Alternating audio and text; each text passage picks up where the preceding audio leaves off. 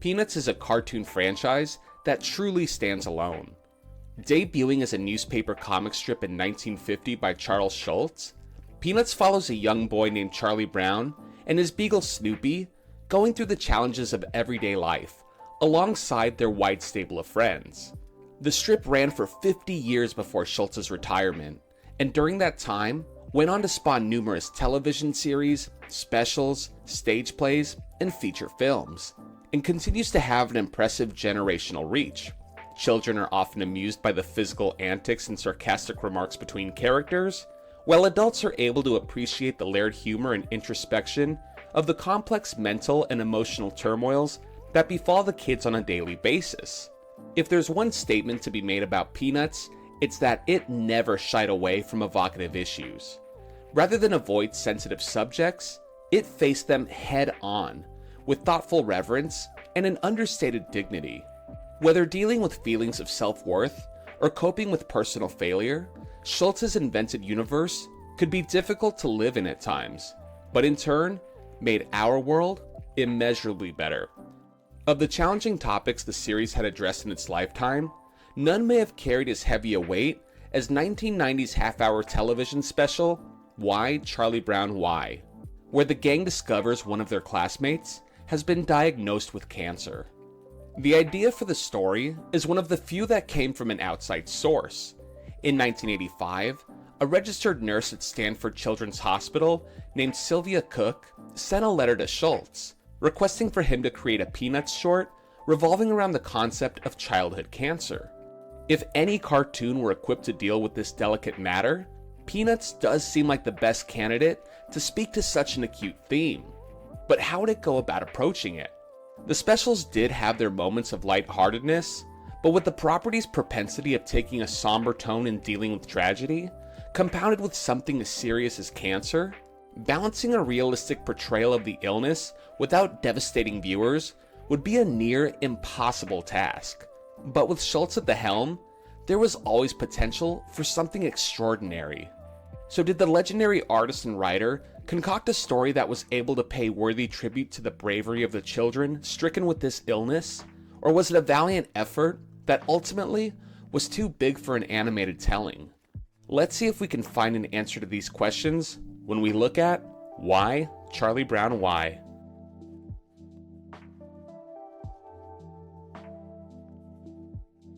The special starts on an early morning as we happen upon Charlie Brown and his younger sister Sally, who laments on having to wait for the bus, wasting the best years of her life. These from the mouth of babes statements are a staple of Schultz's writing, having young children parroting adult sentiments, and at times they're poignant and thought-provoking, and at other points their naivete shows through, and they think they're acting wise beyond their years, when in reality, they're more showing their youth. Linus and a newly introduced blonde girl Janice bond over the fun they had on the swings together the day before, and as the four begin to board the bus, Janice bumps into the door, dismayed at getting another bruise. She shows Linus her other bruises on her body from the week before, and comments on how she never used to bruise that easily. For a child, or anybody who isn't familiar with symptoms pertaining to cancer, this is an unusual occurrence. Certainly odd, but not initially concerning. But for those who are aware, it's an ominous sign.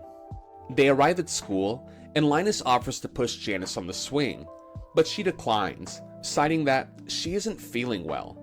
And typically when we see a Peanuts character in bleak spirits, it's due to an internal struggle they're wrestling with. But this is one of the rare instances where the pain is physical, and subtle nuances like holding her head with her hand and her eyes with a line drawn over them to signify tiredness. It's an uncommon state to find any of these kids in, so to see it here, you can tell something is wrong. While sitting in class, Janice comments to Linus how she doesn't feel well, and Linus hypothesizes she's nervous for an upcoming test. This is so true to how people will give any explanation for someone's discomfort, but the true cause couldn't even be thought to be entertained, whether it's in the back of their minds or not. Admitting to being sick is difficult enough, but acknowledging a life-threatening disease is near unfathomable. Linus recommends she visit the school nurse and go home, and when she does, the teacher, with the classic warbled nonsensical sound, prompts Linus to respond to her, "No ma'am, I'm not a doctor."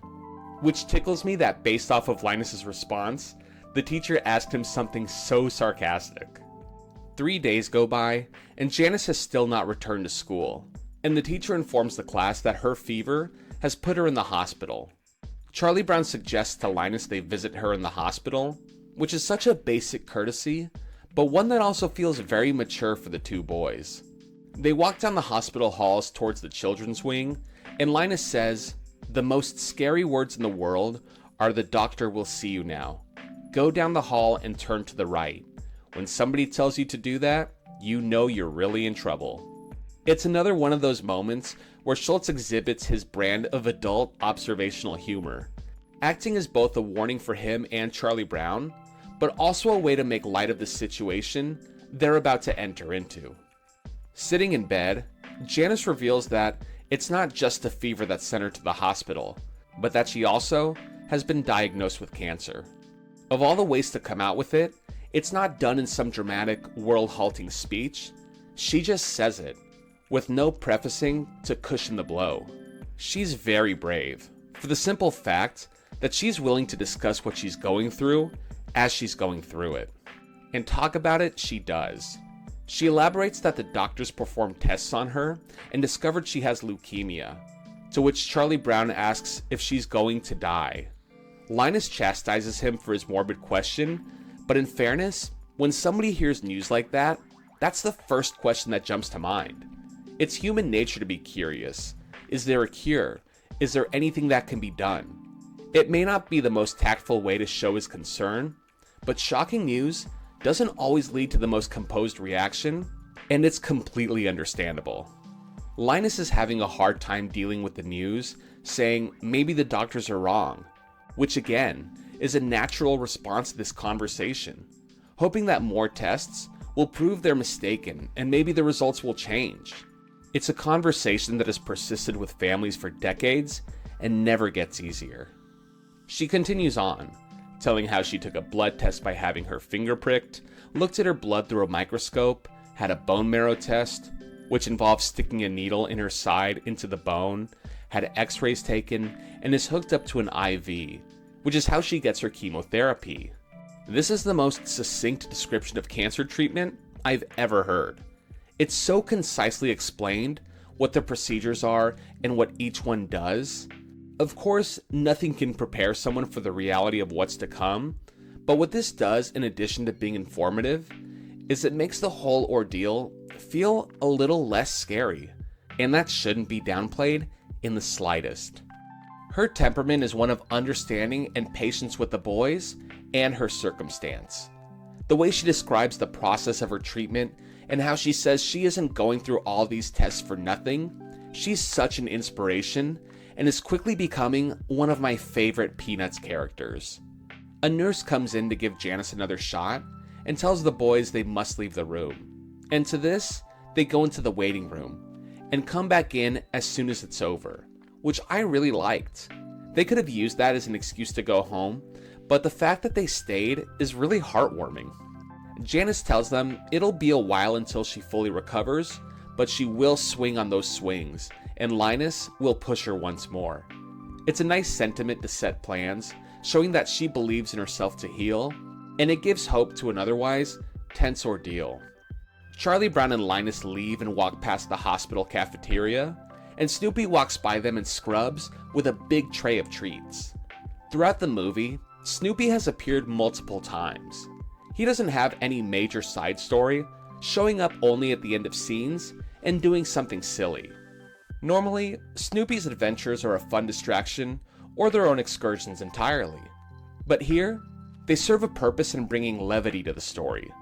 Each scene has varying levels of intensity, but Snoopy is the constant that bookends them with the smile-inducing action that in this case is very much needed and appreciated. Charlie Brown and Linus walk home from the hospital, and Linus stops in his tracks and rhetorically asks, "Why, Charlie Brown? Why?" As Linus walks home alone, a single tear falls from his eyes, with Becky Reardon's rendition of the hymn, Farther Along, playing in the background. It's a contemplative song, and he thinks about Janice and her predicament, his tears turning to anger as he kicks a rock before going inside. His suffering is one of silence, letting out emotions in physical ways, but it's the question he asks, why? That is the most torturous, because that is the one he will never have an answer to. Finally home, his sister Lucy asks for a glass of milk. As Linus hands one to her, he recalls touching Janice's forehead days ago, and when Lucy hears this, she gets angry, saying he might give her Janice's leukemia. Linus tries to explain to her it's not contagious, but Lucy doubles down and says Janice probably got sick because she's a creepy kid.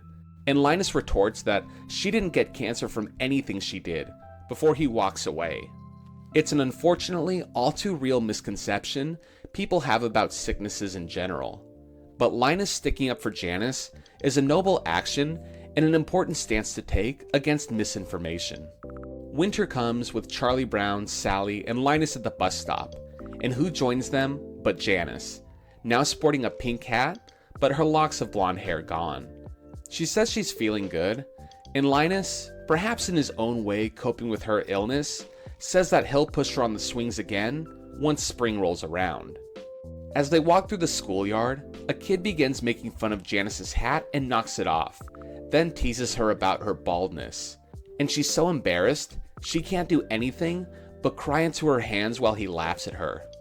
Linus grits his teeth in rage and grabs the boy's collar and screams at him that she has cancer and her chemo makes her hair fall out, calling him a cement head before consoling Janice. The boy apologizes and hands them her cap as they walk away. Linus's anger is surprising to see, but not all that unwarranted. I am glad that he didn't get into a physical altercation with the boy though. He was infuriated, but rather than retaliating, he humbled the boy by telling him about her condition. And it's so effective, the boy even compliments her on the pink hat he had berated her for just moments ago. And that's another aspect to this that I hope doesn't go underappreciated: the boy's turnaround. Whether or not she was sick, his behavior was abhorrent, but I do respect that Schultz didn't leave him as a completely evil character. Upon learning of her struggle, he was apologetic and even tried to be complimentary. It doesn't make up for his actions, but the fact that he appeared to show genuine remorse for what he did does make him redeemable, and a lesson learned for the future is a good way to apologize in the long term. Later, Linus takes a gift to Janice's house, and her two sisters complain that Janice gets presents and they don't, and how it's an inconvenience how careful they have to be around her. Based on the encounter with the boy, there's an expectation that Linus is going to yell at the two girls, but instead, and maybe it's because they're her sisters, he takes a different approach and asks, "You don't really mean that, do you?" The question is so reflective, and the sister's bad attitude disappears completely, and ashamed of her own selfishness, says they just feel left out. It's a totally understandable reaction to have, and over the course of the special, Schultz has taken an important angle where he not only focuses on the person dealing with cancer, but how it affects the people around them. And that's not a group that is always taken into consideration. While the person with the affliction is rightfully the primary focus, it also has reach to those closest, causing suffering of their own, with the 7 stages of grief being extremely common, and we see it exhibited all over the special. Linus's denial when he wants the doctors to run more tests, the pain he feels as he walks home crying, anger when he kicks the rock and shakes down the bully. It shows people that not only will you more than likely experience these emotions, but that it's okay to be afraid and confused and have questions, because cancer doesn't hurt one person alone. It hurts many at a time. The sisters take Linus's gift and place it in a pile, and remark how the presents are a way for people to show Janice they hope she gets well. I just imagine a child watching that and looking at their own gifts and being able to feel the same warmness that line was written with. That felt like dialogue specifically written by Schultz to speak directly to any kid in that position watching. Winter melts into spring, and as Charlie Brown, Linus, and Sally wait for the bus, Janice returns in her pink cap, saying she feels much better. Sally asks why she came back when she could have stayed home and played, and Janice says it's more fun to be out, which is great commentary on how when someone goes through something as intensive as spending considerable time in the hospital, the one thing they desire more than anything else is normalcy. They get to the swings, and there's a brief shot of her gazing up with a smile growing on her face, as if she's excited and relieved she fulfilled her goal of getting back to the swings. And as Janice sits on one, she tells Linus she has a surprise for him. He pushes her, and her hat falls off, and when he catches it, he grimaces, afraid of, maybe yet again, her becoming embarrassed of her condition. But instead, he looks up, and an unbridled joy overtakes him, and he shouts "Yay!" as she swings back into frame laughing, her blonde hair fully grown out. And Linus, in disbelief, jumps up with happy exclamation as she continues to laugh, swinging away. It's incredible and unexpected that this moment, not the sadness of the tests, the pain she went through, or even the humiliation she felt, but her laughter and the sight of her hair was the most emotional segment of the whole film, and culminated in nothing short of a perfect happy ending.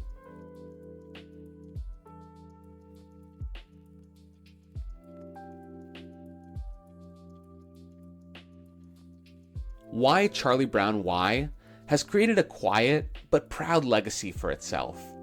A book adaptation, based off the special, was released weeks before the show's airing, and when it finally did premiere on television screens, it was watched by 15 million people, and was also nominated for the Emmy in Outstanding Animated Program and the Humanitas Prize. The special has fallen out of circulation for the most part on regular TV, but is still shown in hospitals and to younger school children, and is still actively a part of campaigns run by the Leukemia and Lymphoma Society. Why Charlie Brown Why does something that I never expected Peanuts to do. It makes one of the most horrible, unimaginable sicknesses feel like it's not the end. It shows that it's okay to be afraid, to acknowledge the harsh realities, the stigmas, the treatments, the unanswerable questions, and the unknowns. But it's all done in a way that feels respectful and like a warm hand reaching out, telling you you're not alone.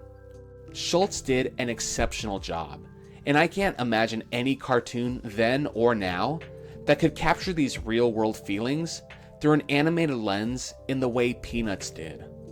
Truthfully, Why Charlie Brown Why asks an unanswerable question, but the focus shouldn't be on why.